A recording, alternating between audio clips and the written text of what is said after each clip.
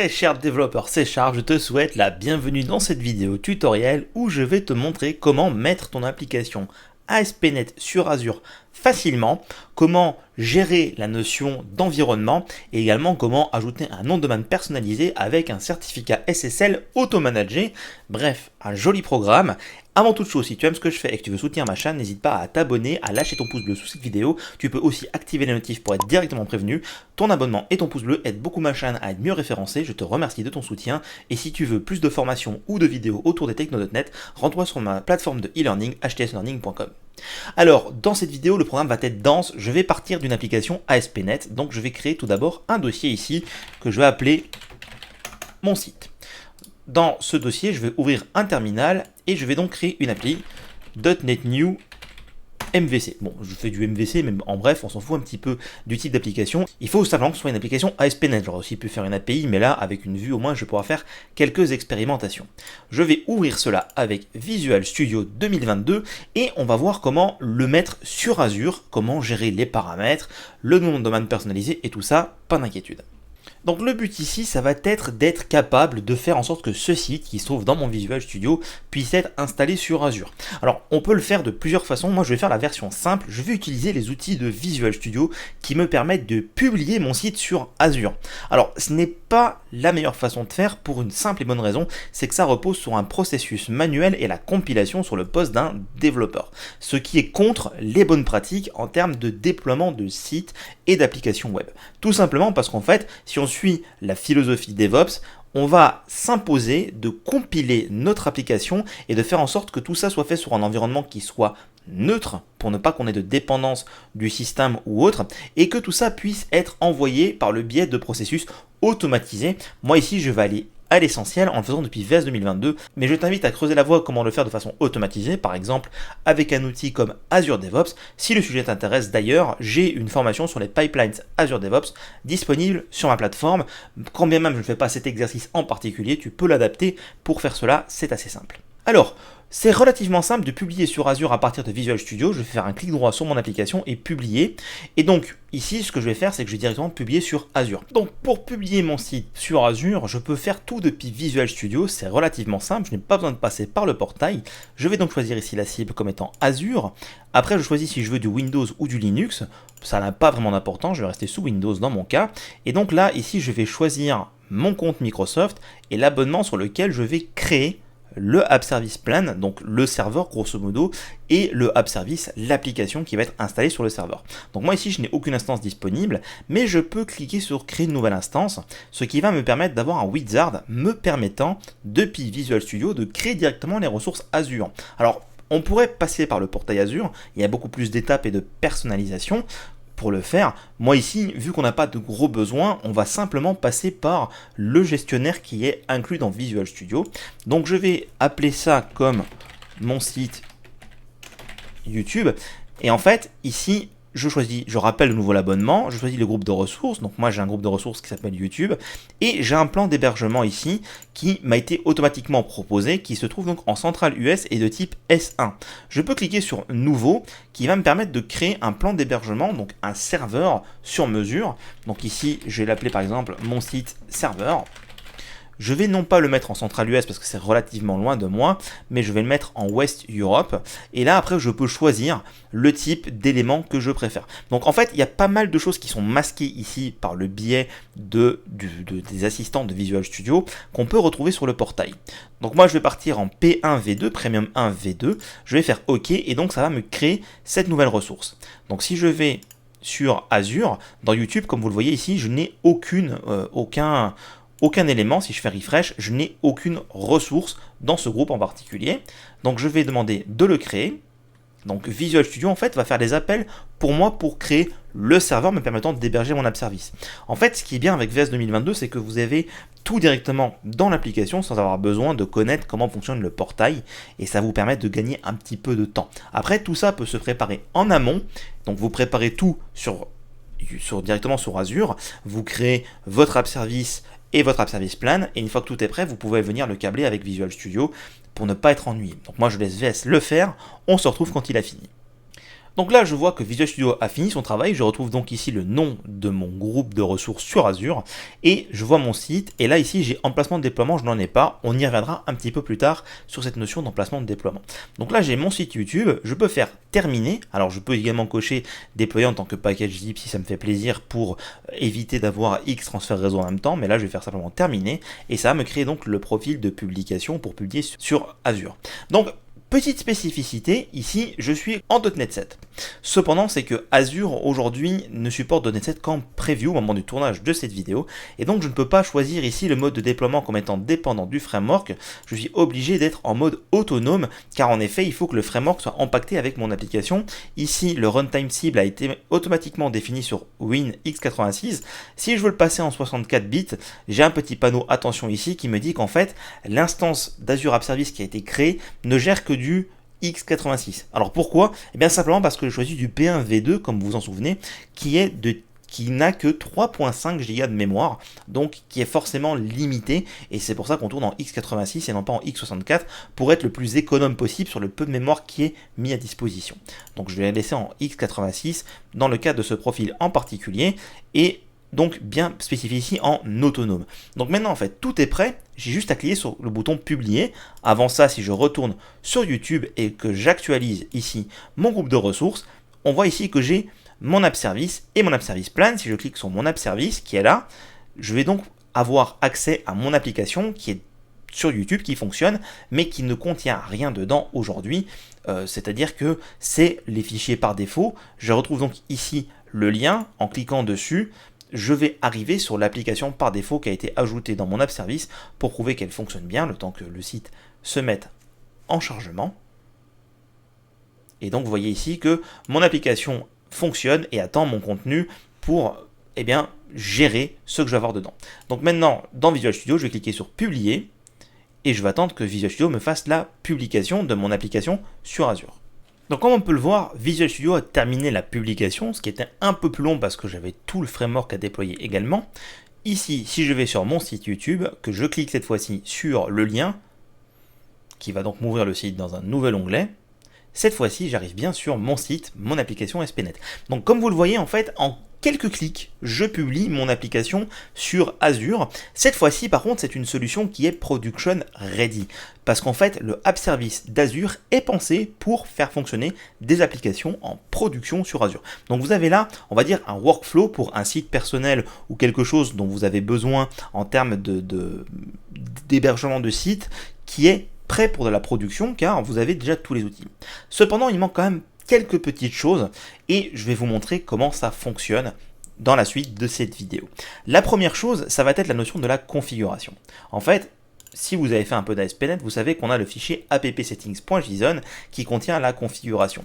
Donc ici, par exemple, je peux mettre ma clé ma valeur. Donc je vais faire une mise à jour de mon application. Je vais me rendre sur la vue principale, Home. Ici, je vais récupérer par injection de dépendance e-configuration, que je vais appeler conf par exemple, et donc là je vais afficher dans un titre h3 @conf de ma clé, donc qui est l'élément de configuration qui vient donc ici depuis le appsettings.json. Si j'exécute cela en HTTP sur mon poste local, je retrouve bien ici ma valeur. Ok, le problème c'est que le appsettings.json qui est là, j'ai peut-être envie que sur Azure il soit remplacé par autre chose. Donc pour ça, ce qu'il faudrait c'est que ma clé sur Azure ait une autre valeur. Donc si je republie mon site, je vais faire publier, je vais republier cette nouvelle version qui contient donc l'ajout de la valeur de la configuration sur la page d'accueil. La publication va prendre un peu de temps, ça me laisse le temps de vous expliquer sur Azure comment ça marche. Vous avez ici sur la gauche, dans Settings, Configuration qui vous permet de définir la configuration de votre application qui va être récupérée par le moteur de configuration d'ASP.NET. En fait, on va avoir deux blocs principaux. Le premier va être Application Settings, qui est ici en haut, et le second va être Connection Strings. Donc en fait, il y a une différence tout simplement parce qu'en ASP.NET, on peut ranger les chaînes de connexion dans un objet Connection Strings qui va être donc récupéré depuis ce bloc-là. Donc toutes vos chaînes de connexion, vous pouvez directement les mettre ici avec un nom de chaîne de connexion, et il faudra donc respecter la hiérarchie dans la configuration au niveau de votre application. Ici, comme vous voyez, j'ai déjà ma valeur, mais je veux par exemple ma valeur sur Azure. Donc pour ça, je vais faire un nouveau paramètre d'application que je vais appeler ma clé, et je vais l'appeler ma valeur sur Azure. Vous voyez que j'ai ici une case Deployment Slot Setting, retenez ça, on va y revenir plus tard. Donc je vais faire OK, donc comme vous voyez j'ai ici ma clé avec une petite barre violette sur la gauche, très petite, je ne sais pas si vous la voyez, et donc une petite étoile ici qui me signifie que je dois sauvegarder mes changements. Je vais donc pouvoir cliquer sur Save. Azure me prévient que changer la configuration redémarre automatiquement mon application. En effet, la configuration n'est pas chargée à chaud, mais doit être redémarrée, mais l'application doit être redémarrée pour prendre en compte la nouvelle configuration. Donc j'ai fait OK. Et donc ici, si j'actualise, le temps que mon site redémarre, vous voyez que j'ai cette fois-ci ma valeur sur Azure, car ma configuration a bien été prise en compte. Donc vous pouvez définir directement sur Azure les éléments de configuration qui sont propres à Azure. Alors il y a un autre service sur Azure qui existe également, qui est App Configuration, qui est un peu plus poussé que la config qu'on a là, mais qui coûte plus cher également, donc on n'en a pas forcément le besoin, et je ne vais pas aborder ça dans le cadre de cette vidéo. Donc petite spécificité, si vous tentez de créer des objets dans votre configuration, si je reviens par exemple ici, en disant comme ceci, hop, mon objet avec un objet, ensuite ma clé de points, ma valeur obj, côté applicatif, vous allez avoir mon objet de points, suivi ici de ma clé. Donc je vais republier cette nouvelle version sur Azure rapidement. Donc ici, si je vais dans mes applications et que je fais mon objet de points, ma clé et que je mets ma valeur obj sur Azure, je fais OK, je sauvegarde, je valide. Donc j'attends que Visual Studio ait terminé la publication. Donc j'ai ma valeur obj sur Azure, donc vous pouvez très bien utiliser le 2 points. Par contre, le 2 points n'est pas toujours possible, donc vous pouvez très bien sur Azure le remplacer également par un double underscore, ça marche également. Donc là je remplace la différence entre les deux par non pas par un 2 points mais par un double underscore, je sauvegarde, et ici, quand ça va redémarrer mon application, si j'actualise, j'ai toujours ma valeur obj sur Azure, vous voyez. Donc là, j'attends que le site ait redémarré et c'est bon, j'ai toujours ma valeur obj sur Azure. Donc si vous avez besoin de stocker, on va dire, une hiérarchie d'éléments, vous pouvez très bien utiliser comme ça le double underscore directement dans les noms des paramètres. Donc vous savez maintenant comment déployer une application sur Azure et définir les paramètres de configuration pour remplacer ceux qui auraient dans le appsettings.json, car en effet ceux qui sont ici sont encryptés et vont prendre le pas sur le appsettings.json. Alors, on va parler d'une autre chose qui est assez importante quand on déploie sur Azure, c'est la notion d'environnement. Vous allez avoir forcément votre site qui va être sur un slot de production. Mais vous avez peut-être envie de tester une version avant de la basculer pour tout le monde en production, donc d'avoir un environnement de pré-production. Et pour ça, il est nécessaire d'avoir un environnement qui soit similaire à ce que vous avez en production. Donc au lieu de dupliquer totalement toutes les ressources sur Azure, nous avons, comme on peut le voir ici, les deployment slots qui sont là pour ça. Donc par définition, quand vous créez une app service sur Azure, vous n'avez qu'un seul deployment slot qui est celui de production, où est-ce que vous avez 100% du trafic qui est redirigé vers ce slot en particulier. Mais vous voyez là-haut que j'ai un petit bouton Add Slot qui me permet de créer un nouveau slot de déploiement. Donc moi je vais l'appeler par exemple ici, je vais d'abord cliquer sur le bouton et je vais choisir de l'appeler par exemple pré-prod. Donc si je tape pré-prod, vous voyez que ça reprend en fait azurewebsites.net, mais ça reprend mon application le nom du slot, et j'ai ici quelque chose d'assez important, le clonage des settings. Car en effet, quand on a créé la configuration, on a vu qu'on avait une petite case à cocher qui était spécifique au slot. Donc je vais cloner les settings depuis mon site YouTube pour avoir les settings de part et d'autre, car en effet, comme ça, je vais pouvoir avoir mon site qui va fonctionner avec les paramètres de configuration sur les deux environnements. Je vais faire Add, et donc j'ai maintenant un autre slot qui est pour la pré-production. Donc ce que je vais faire, c'est que je vais aller sur mon application, je vais mettre ici Welcome V2 dans le titre. Donc si je fais publier, et que je clique sur publier ici, en fait ça va simplement me l'envoyer sur le slot de production. C'est peut-être pas ce que j'ai envie, donc je vais créer un nouveau profil de publication sur Azure, App Service Windows, avec mon abonnement sponsorship. Et là, ici, cette fois-ci, vous voyez, j'ai emplacement de déploiement, j'ai pré-prod qui est là. En fait, c'est comme une autre application qui va tourner en parallèle. Donc, je peux choisir de cliquer sur celle-là, de faire terminer. Ça va me créer un nouveau profil. Donc ici, j'ai le nouveau profil qui a été créé. Je peux d'ailleurs, depuis Visual Studio 2022, facilement changer de profil en cliquant ici. Vous voyez, j'ai mes deux profils, je peux changer l'un ou l'autre. Donc je dois refaire la même logique, donc remettre en autonome en x86 pour avoir la version en mode compatible avec mon app service et .NET 7. Et là, je vais pouvoir publier sur le slot de pré-production. Ça va être un peu long le temps que le framework soit compilé et envoyé vers le site.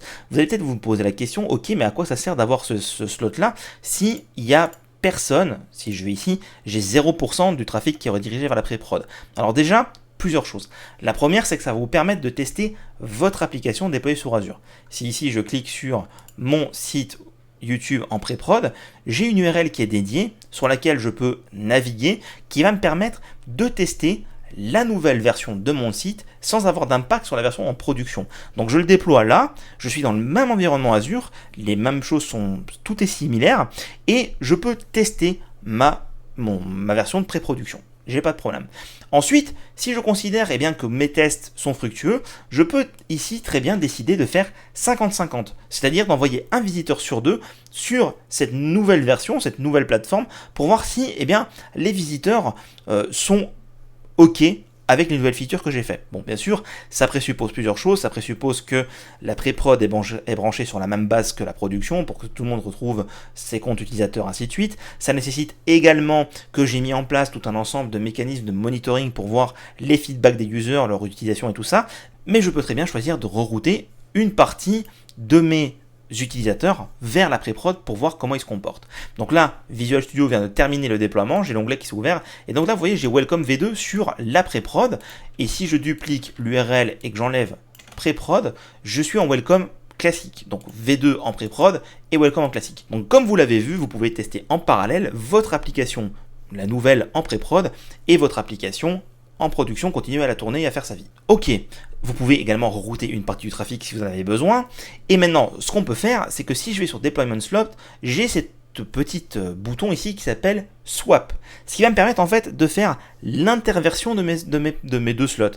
La production va devenir la pré-prod, enfin tout du moins les fichiers en production vont devenir la pré-prod, et les fichiers en pré-prod vont devenir la production. Donc si je clique sur Swap, je fais OK, parce que c'était les changes par rapport au pourcentage de redirection. Je choisis donc ici la source et la destination. Alors moi, je n'ai que 2 slots, vous pouvez en avoir jusqu'à 20 dans les cas premium ou 3 dans la partie basique, voire 10. Ça va dépendre simplement de la taille de ce que vous avez choisi en termes d'hébergement. Donc là, je vais simplement switcher entre la pré-prod et la prod. Je clique sur Swap et ce que va faire Azure, c'est qu'il va simplement échanger mes deux sites. Donc cette URL va pointer sur l'ancienne prod et cette URL va pointer sur la pré-prod qui va devenir la nouvelle production.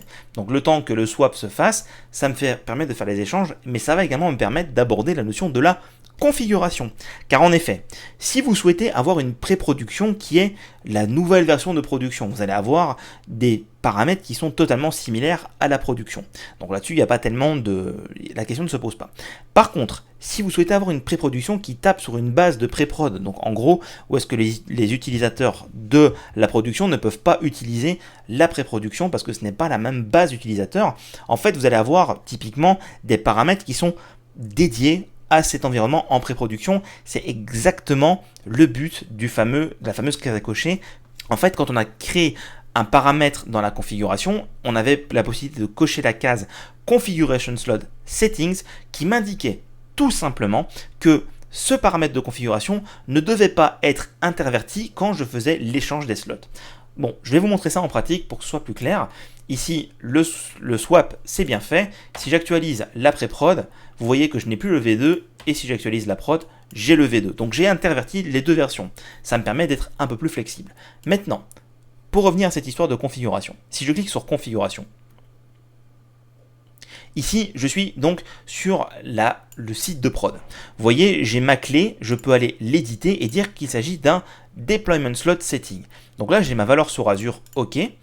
Donc une fois que ça c'est fait, vous voyez ici j'ai une petite case à cocher Deployment Slot Setting, et vu que j'ai dupliqué dans mon Deployment Slot de pré-prod la version de la prod, si je vais ici sur la pré-prod, que je vais dans la configuration, eh bien également il est au courant. Mais ce que je vais faire, c'est que dans la pré-prod, je vais simplement éditer et je vais mettre underscore pré-prod ici sur ma clé. Je sauve. Donc en fait, ça veut dire que la valeur de configuration ma clé en production vaut ce qu'on avait mis au début, et la version de ma clé en pré-production, dans le slot de pré-production, vaut ce qu'on avait mis au début, underscore pré-prod. Donc je vais actualiser les deux sites, et comme on peut le voir ici, j'ai pré-prod, et là, je n'ai rien. Donc là, je suis en production, et là, je suis en pré-production. Et ça veut simplement dire, cette petite case à cocher, que si je décide de refaire le swap, eh bien, tout simplement, je ne vais pas intervertir cette valeur de clé. Ce qui veut dire qu'en gros, dans la version de pré-prod, je vais toujours garder le paramètre avec underscore pré-prod, et dans la version de prod, je vais toujours garder le paramètre tel qu'il était défini. Je ne vais pas intervertir ces éléments de configuration. Tous les autres vont être échangés, donc c'est-à-dire que dans la nouvelle version, je vais avoir ceux de l'ancienne version, et ainsi de suite. Je vais avoir un échange de toute la config, sauf ceux qui sont marqués comme étant, on va dire, attachés au slot sur lequel ils ont été marqués comme tels. Donc je vais toujours garder en pré-production ce paramètre qui sera avec cette valeur et il ne sera jamais échangé si je fais un swap de slot. C'est quand même très pratique, notamment par rapport à tout ce qui pourrait avoir lieu en termes de connexion à des bases de données ou des identifiants par rapport à des systèmes de paiement, parce que vous faites le distinguo entre la version de prod et la version de test, ce qui est souvent le cas. Par exemple, sur ma plateforme, j'ai des identifiants de connexion pour la version de production et des identifiants de connexion pour la version de développement de test. Donc ici, si j'actualise, je suis passé de nouveau en welcome sans le V2. Là, j'ai toujours le V2, mais j'ai toujours mon paramètre de configuration qui, lui, est resté, quand bien même tout le reste a été échangé. Et vu qu'ici, je n'ai pas fait de distinguo sur cette valeur-là, ce qu'on peut faire, c'est qu'on peut se faire un petit test rapidement. Donc là, en pré-prod, ce que je vais faire, c'est que je vais mettre ici V2 sur mon objet, sur ma valeur OBJ sur Azure. Je vais mettre simplement V2. Comme ça, en fait, on voit que le V2 est lié à la pré-production. Donc, ça va redémarrer mon application. Donc là, vous voyez, j'ai V2 et ici, je n'ai rien. Et donc, si on refait rapidement un swap de slot pour vraiment vous montrer à quoi correspond le changement de configuration entre les deux slots.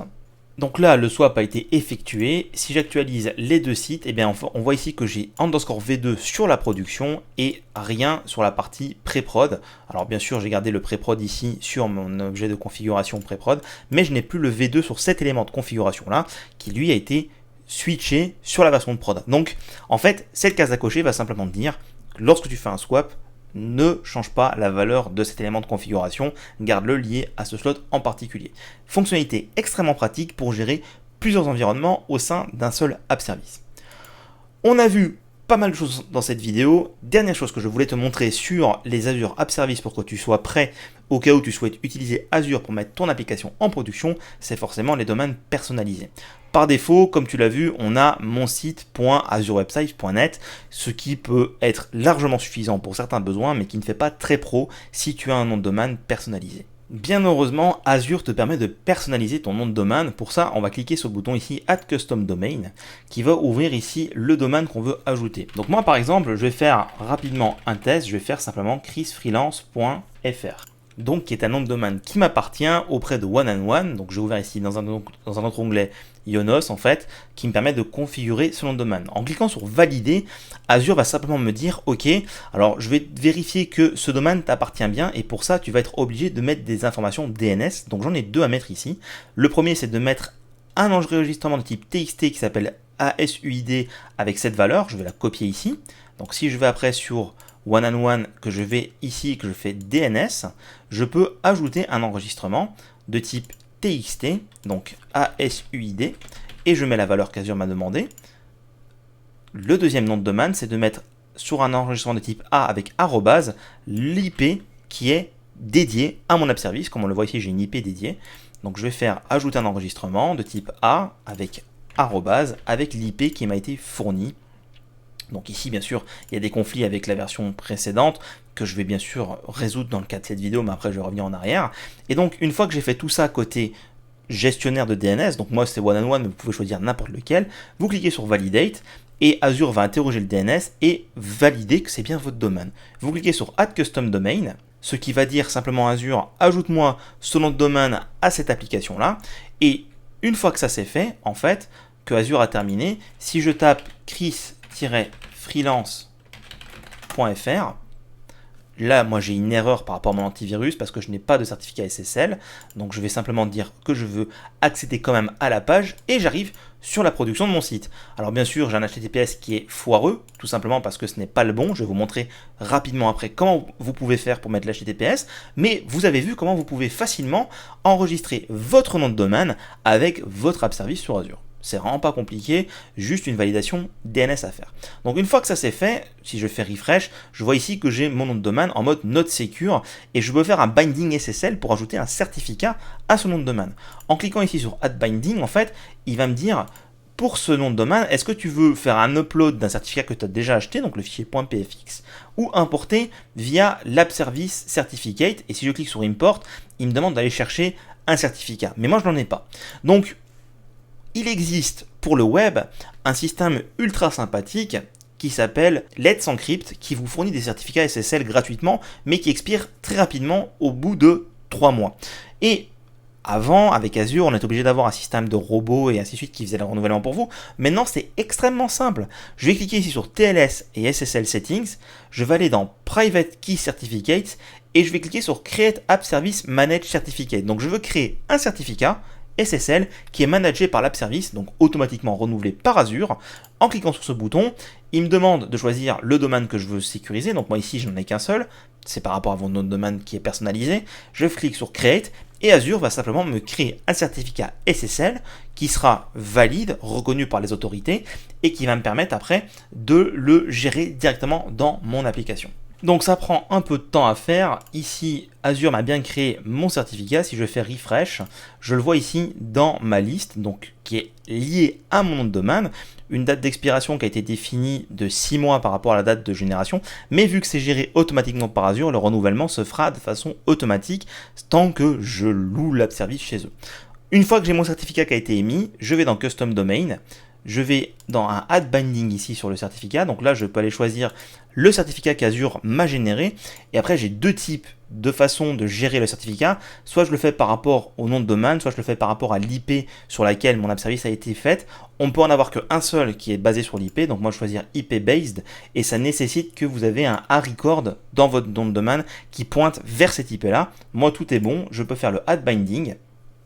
Et donc, en fait, ce que va faire Azure, c'est qu'il va lier mon certificat HTTPS avec mon nom de domaine que j'ai choisi, personnalisé, et il va devenir dorénavant sécurisé, de telle sorte que si je rafraîchis, eh bien ici, j'ai bien les bonnes informations de connexion, de certificat, et je vais donc retrouver en fait les informations par rapport notamment à la date de péremption qui est là, qui est donc celle générée par Azure pour mon nom commun, donc qui est un certificat tout à fait valide. Donc dans cette vidéo, tu as vu comment tu peux te servir de Visual Studio pour publier ton application sur Azure et directement tout créer depuis Visual Studio sans te prendre la tête. Tu as également vu comment gérer la configuration, comment gérer les slots de déploiement et comment ajouter un nom de domaine personnalisé ainsi qu'un certificat SSL à ton nom de domaine personnalisé. Ça fait déjà beaucoup d'informations, il y aura encore d'autres choses à dire sur une app service sur Azure, mais tu as là l'essentiel de l'information si tu veux avoir ton site hébergé sur Azure de façon production ready et fonctionnelle. J'espère que cette vidéo t'a plu. Si c'est le cas, n'hésite pas à lâcher ton pouce bleu. Abonne-toi si ce n'est pas encore fait pour recevoir d'autres vidéos dans ce genre-là. N'hésite pas à utiliser l'espace commentaire s'il y a des choses que je n'ai pas couvertes, que tu aimerais bien dont je parle, ou s'il y a des choses que tu vois autrement, ou même si éventuellement je me serais trompé sur quelque chose. On a les commentaires pour en parler. Dans tous les cas, je te dis à bientôt pour une prochaine vidéo sur la techno.net.